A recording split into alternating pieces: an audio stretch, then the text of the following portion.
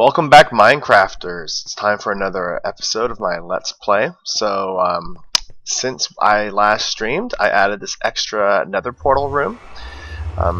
Thought it was kind of cute to surround a little bit in some sandstone, extend it out. It was funny, I didn't realize that in 1.6.4 they had not yet added the ability to make Nether portals that are of varying sizes. For those who don't know, in 1.7.2 Mojang added the ability to have variable size Nether portals. So I didn't have this centered properly, and this was just a single piece down. And as soon as I realized that the Nether portal couldn't be centered, I rebuilt this half to increase it by 1 so that this portal could be centered properly. I'm sure I tell that story because I'm sure there are tons of you who could relate to that. You know, things aren't quite symmetrical, so you remake the whole thing to make it perfect.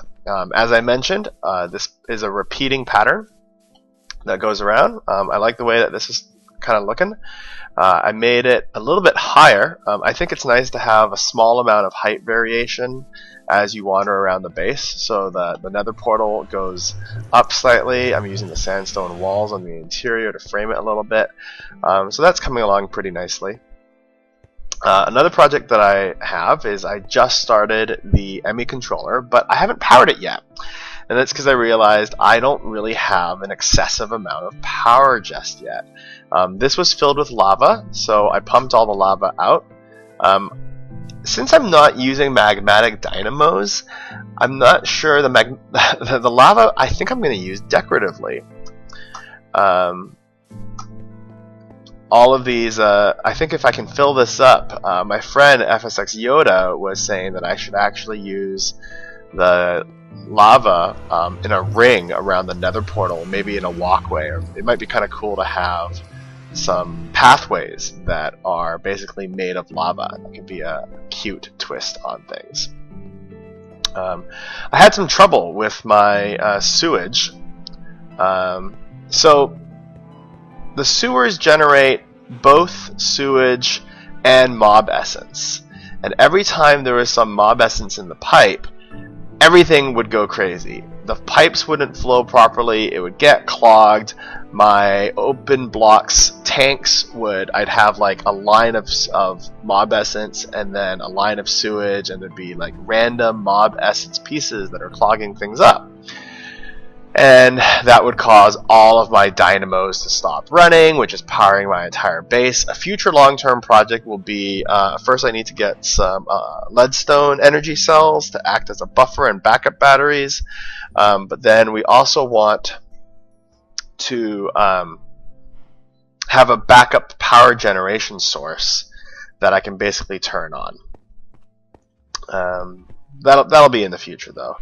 So I needed, I thought, because my dynamos were off and because the mob essence were clogged, at first I misinterpreted it.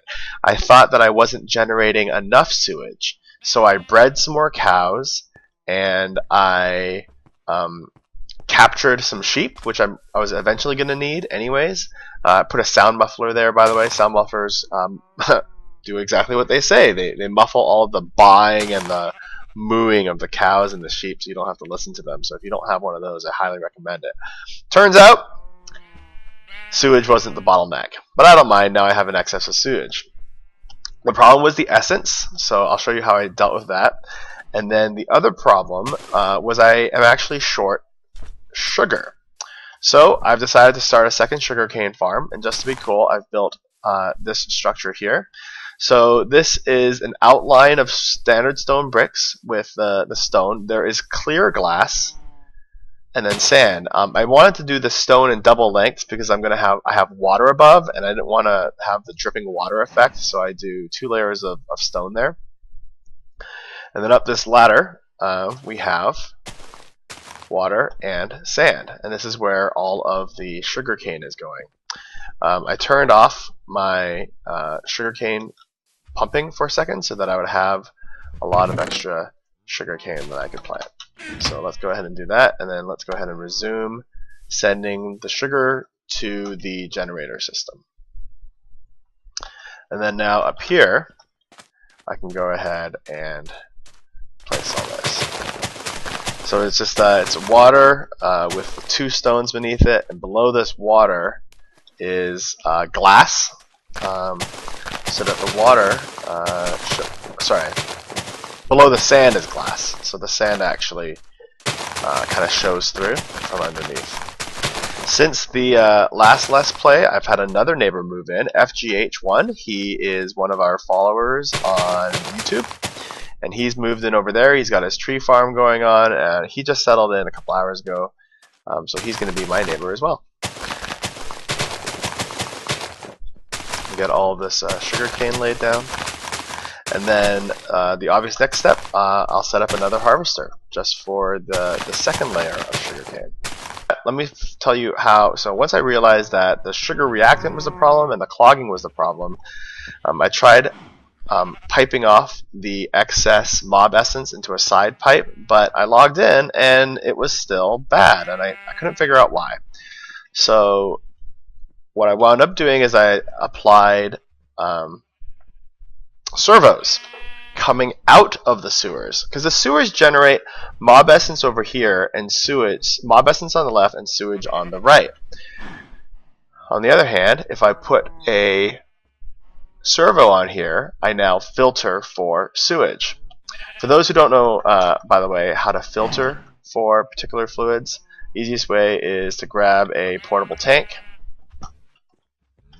and then with an empty hand, click on your servo, and then you can, let's say we clear this, we can just apply the filter for the sewage by using a portable tank and clicking on there.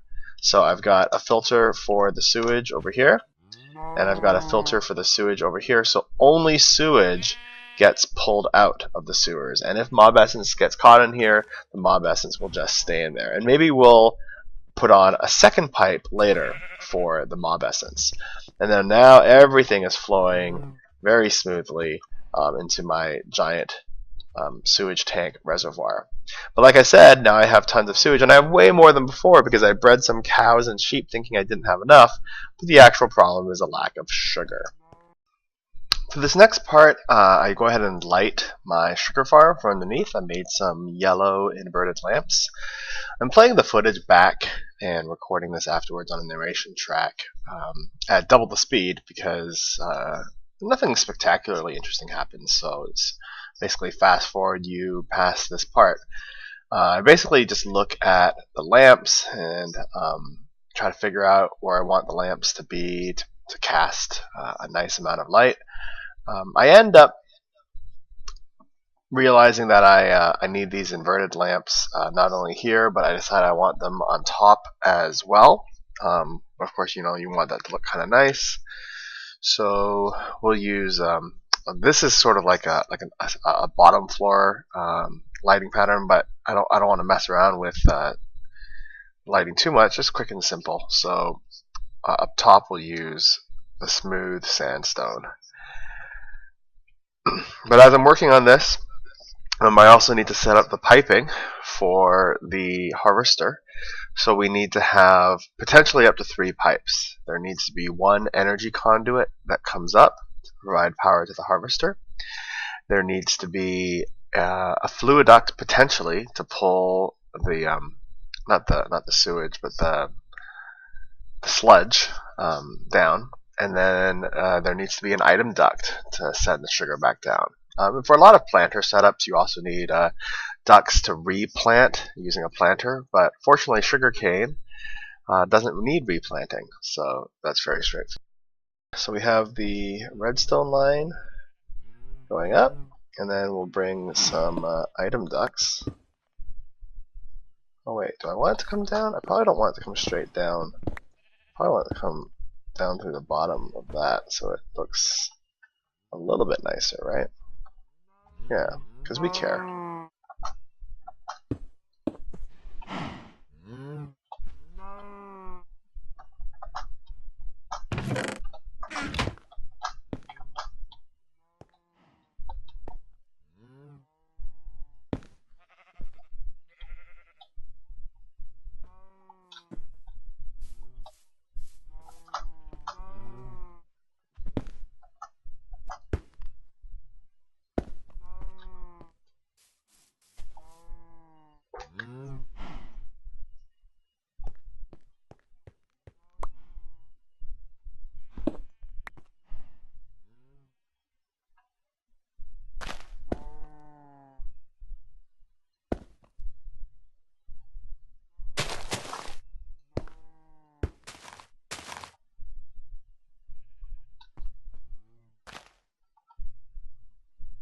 Alright, and then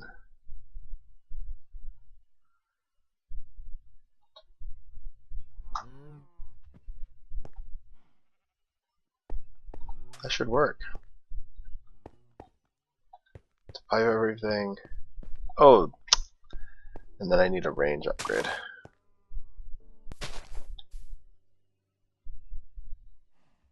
Okay, and then we come over and we stick our very sweet range upgrade in here, and if all goes according to plan,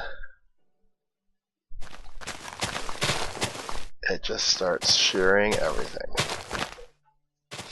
sending all of the extra sugarcane down to mix with the sugarcane from below. So here we have 2 levels of sugarcane harvesting. Now we'll be able to power our AE system, and we'll be able to start building our AE room. Pattern database will be in the basement because that's where pattern databases belong.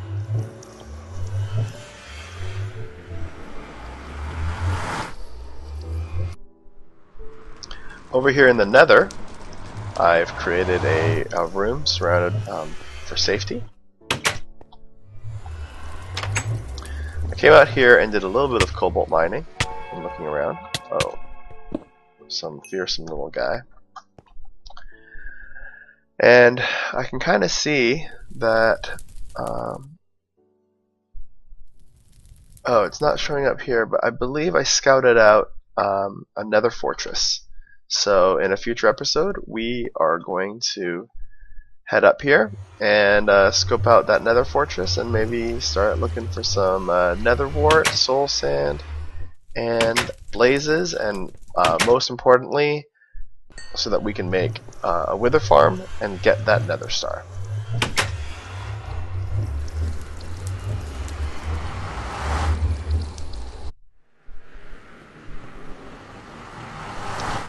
So pretty productive session.